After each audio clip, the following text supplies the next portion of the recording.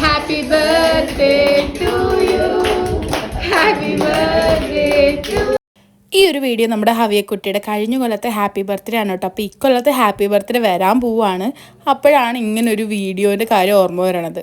നമ്മൾ കഴിഞ്ഞ കൊല്ലം എടുത്തപ്പോൾ യൂട്യൂബ് ഒരു വീഡിയോ ആക്കിയിട്ട് ചെയ്യാം, യൂട്യൂബിൽ ഒരു വീഡിയോ ആക്കിയിട്ട് ചെയ്യാമെന്നൊക്കെ വിചാരിച്ചതാണ്. പക്ഷെ എന്തോ ആ ഒരു സമയത്ത് പറ്റിയില്ല.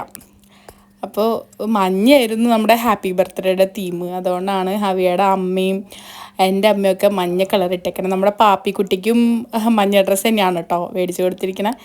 അപ്പോൾ രാത്രിയായിരുന്നു പ്രോഗ്രാം വന്നിട്ട്. നമ്മുടെ ക്ലോസ് റിലേറ്റീവ്സ് മാത്രമേ ഉണ്ടായിരുന്നുള്ളൂ ഹാപ്പി ബർത്ത്ഡേ ഫംഗ്ഷന്. പാപ്പിക്ക് കേക്ക് കിട്ടാൻ വേണ്ടിയിട്ടാണ് കേട്ടോ നോക്കി നിൽക്കുന്നത്. ചെറിയൊരു പീസേ കിട്ടിയിട്ടുള്ളൂ, ഇനിയൊരു പീസും കൂടി കിട്ടിയാൽ കൊള്ളാം എന്നുള്ളൊരു മൈൻഡ് സെറ്റിലാണ് ആൾ നിൽക്കുന്നത്. അതിനുശേഷം നമുക്ക് ഫുഡ് ഉണ്ടായിരുന്നു. ഫുഡ് ബിരിയാണി ആയിരുന്നു ഉണ്ടായിരുന്നത്. നമ്മുടെ ക്ലോസ് റിലേറ്റീവ്സ് ആയതുകൊണ്ട് തന്നെ ഒരു ജാടയോ പരിപാടിയോ ഒന്നുമില്ല. നമ്മൾ സിമ്പിളായിട്ട് നമ്മുടെ വീട്ടിൽ തന്നെയായിരുന്നു ഫുഡ് ഉണ്ടായിരുന്നത്.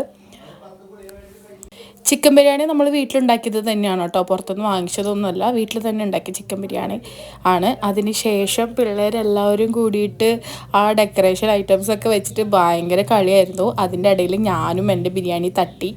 നല്ല ടേസ്റ്റ് ഉണ്ടായിരുന്നു. വീട്ടിലുണ്ടാക്കുന്ന ഫുഡ് കടയിൽ നിന്ന് വാങ്ങുന്നതിനേക്കാൾ ടേസ്റ്റ് കൂടുതലാണ് ആണല്ലോ. അങ്ങനെ ആ ഡെക്കറേഷൻ ഐറ്റംസ് വെച്ചിട്ട് പിള്ളേരുടെ കളി എന്ന് പറഞ്ഞാൽ അവിടെ ആകെ അലങ്കോലാക്കിയിട്ടുണ്ടായിരുന്നു. ഹവിയ നല്ല ഹാപ്പി ആയിരുന്നു. പിന്നെ കെടുന്നിട്ട് ഉരുണ്ടിട്ടൊക്കെ ആയിരുന്നു കളി. നല്ല രസമുണ്ടായിരുന്നു പിള്ളേർ കളിക്കണ കാണാൻ. അതുകൊണ്ട് ആരും ഒന്നും ചെയ്യണ്ട, നശിപ്പിക്കണ്ട എന്നൊന്നും പറഞ്ഞില്ല. പിള്ളേർ കളിക്കണേ ആസ്വദിച്ച് നിൽക്കായിരുന്നു. അപ്പോൾ ഇത്രയുള്ള വീഡിയോ, അടുത്തൊരു വീഡിയോയിൽ കാണാം. Bye bye.